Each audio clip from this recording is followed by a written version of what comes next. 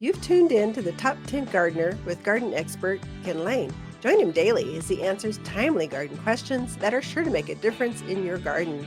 Now welcome your host, Ken Lain. One of my favorite holiday plants. We have one at our front door right now.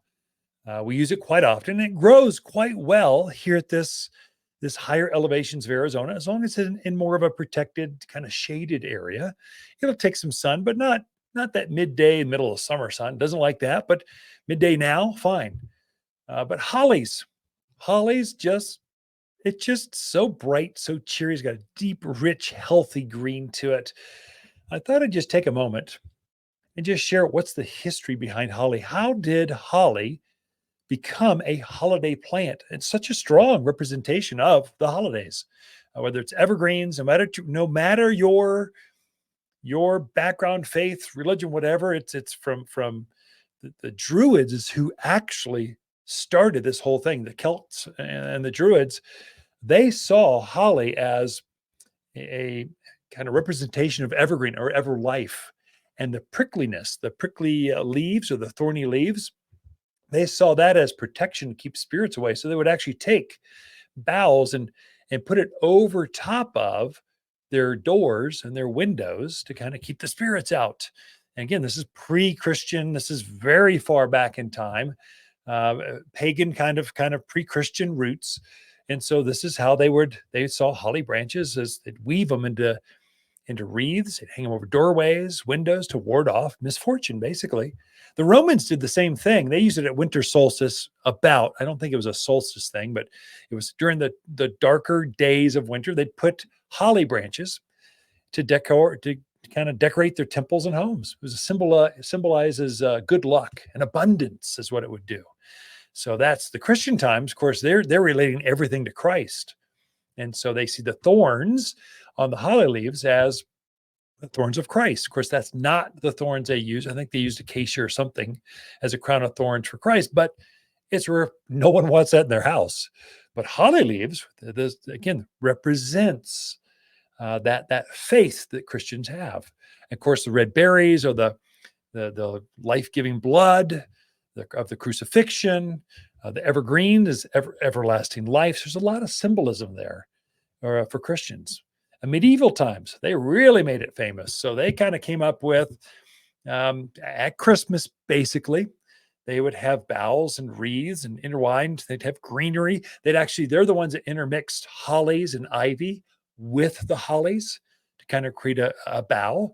In the Victoria area, they set it off on, they just kind of made it all good. So Christmas cards, carols, caroling about holly. The Victorian area is what really brought the holidays of hollies at the holidays into vogue, I guess. And of course, today, it's a centerpiece in garlands.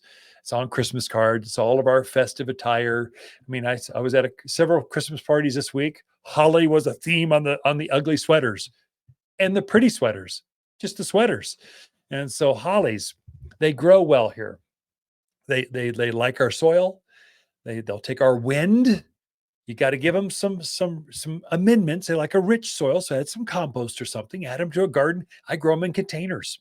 They do really well under a patio where they got a little protection. They thrive for years to come. But English holly, we've got several varieties here, from smaller leaf to traditional to big to variegated, all kinds of varieties, and all of them scream holidays. Add them out the back patio on the deck.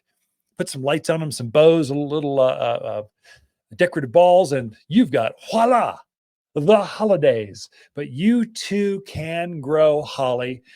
We take one home just to use it as a decor piece, and I don't know if I got any more room for hollies, but I want one by the front door because they're so pretty. So we use them like a floral bouquet. So Ken and Lisa Lain, throughout the week, we camp out here at Watters Garden Center. We love talking to fans of the show. Look, if your wife, mom, or dad wants an ugly sweater for Christmas, get them a sweater, not some piece of plastic. But if someone you truly care about loves their garden, a gift card to Watters makes perfect sense. Next spring, she can pick exactly what she was hoping.